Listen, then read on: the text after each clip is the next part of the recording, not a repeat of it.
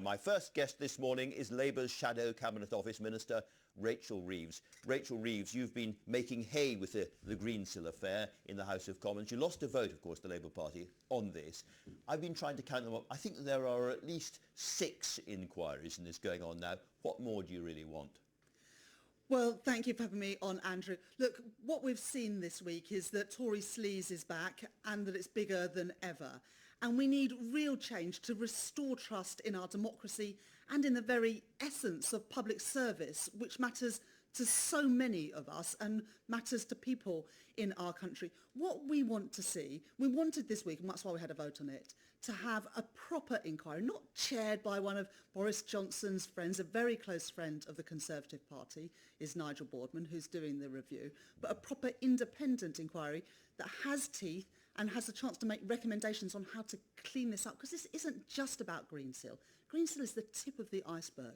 There's a £2 billion of contracts that have gone to friends and donors of the Conservative Party. This whole growing feeling that there's one rule for those at the top and another for everybody else, that we need to root out of our politics. So there are rules at the moment. There's an advisory committee called ACBOA, which looks at ministers, ACOBA, looks at ministers and business connections. Is it at least essential that everybody abides by that? Yes, absolutely. But there are other things that are needed as well. So Sir Alex Allen resigned last November as the independent advisor on ministerial interests. For 5 months, we haven't had anyone in that crucial role. Okay. Sir Jonathan Evans, who is the chairman of the Commissioner on Standards on Public Life, said yesterday that whoever takes on that role, and we hope they're going to be announced this week, should have the power to instigate inquiries. At the moment, you have to have the get-go of the Prime Minister to even be able to start an inquiry, which is why we never had an inquiry into Robert Jenrick's relationship with Richard Desmond and the planning application that he put through. So Alex Allen needs to be replaced. Lots of things and needs to have talk proper about. Powers and independence. Let's stick, if we may, with the Advisory Committee on Ministerial Business Appointments, ACBOA.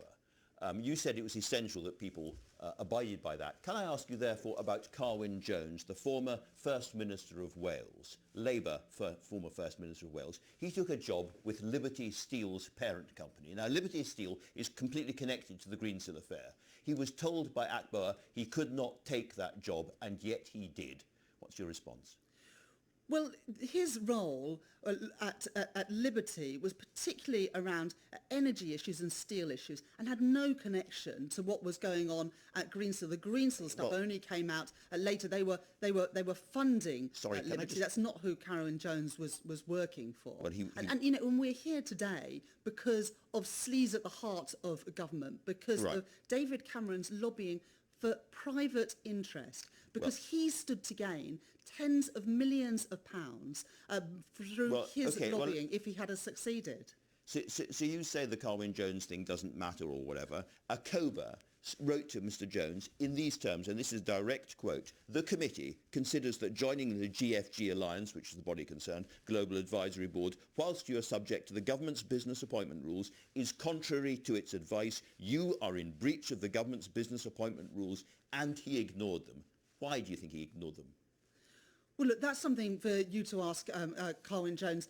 I can't answer that question. But we are here today because of sleaze engulfing the government at the heart of what is going on in government. Look, I would like Sir Eric Pickles and the Advisory Committee on Business Appointments to have more powers. To go after Carwyn Jones, to go after perhaps Mark Drayford, who agreed that he didn't have to, that he could ignore these rules. Well, look, I think there are different rules in place in Wales compared with the government in the United Kingdom. And Carwyn Jones had any relationship at all with Greensill, and he was not lobbying government ministers. I think this is the crucial point, Andrew. This is the crucial point here, that he wasn't lobbying. He wasn't lobbying for commercial interests of Welsh ministers or of British government ministers. That is very different from what we've seen from David Cameron, who was directly lobbying the Chancellor of the Exchequer, who set up 10 meetings for David Cameron and Greensill with government officials, or the private drink that he had with Matt Hancock, and then went on to get the contract to pay NHS workers early. When I say a contract, it didn't even go out to tender. So this is about commercial lobbying, not about just what roles you take up, but about how you use those roles to further your own interests. I'm not suggesting that this isn't really serious. It plainly is. What I am suggesting is that when you say it's Tory sleaze, that's not quite fair. Labour is at it too, with the example I've just given you, and people can remember back to the Blair years and Steve Byers saying he was a cab for hire and all of that. Both parties have been involved in this. There is a problem in the system that involves you both, and it starts with Labour politicians saying, do you know what, it has been us too, and we're really sorry, and the whole system needs to change. Look, Andrew, I don't want any stone to go unturned in these investigations, but let's be clear. Standards have fallen so far in the last 11 years under this Conservative government. Tory sleaze is back. It is bigger than ever. And we are seeing the erosion of trust in our politics because of the behaviour by a few at the top of the Conservative Party. With lobbying, no, let me just say this, Andrew, with lobbying it takes two to tango. Sure. For every person doing the lobbying, there is someone in power today who is willing to take those calls, to have those drinks, to push those boundaries. That is what is happening to be in fair to this the Chancellor, in this occasion, no money followed. So they didn't do what David Cameron wanted them to do. Let's be clear about what Rishi Sunak did. And I look forward to Rishi Sunak giving evidence in public to these committees. Rishi Sunak set up a series of 10 meetings for Greensill with Treasury officials. Where were the meetings for the 3 million people who were excluded from financial support for this government? They didn't get those meetings. Why didn't they get those meetings? Because they didn't have the telephone number and the WhatsApp details of the Chancellor of the Exchequer. David Cameron did. He pushed the Chancellor and the Health Secretary to do special favours for them, and they rolled over and went with it. You have proposed a new lobbying register, and you say you are quite relaxed about the trade unions being involved in that register because of their influence on the Labour Party. Is that now Labour policy? Well, look, this is about commercial lobbying in private interest.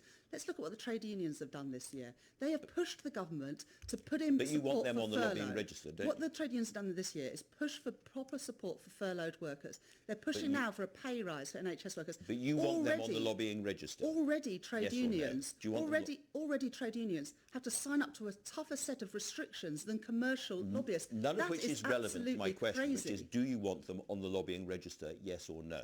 Well, look. If the answer is yes, which the answer gave before, is that Labour policy? What I have said is that it is important that no stone goes unturned. But the trade unions are a force for good in this country, and in the last year they have been pushing for the rights of working people, and they are essential for a healthy democracy. What is not essential for a healthy democracy is former prime ministers touting themselves around, lobbying serving ministers today to secure tens of millions of pounds. Rachel Reeves. Trade unions are a force for good in this country. Thank you very much indeed. We will carry on overturning, unturning stones. Anyway,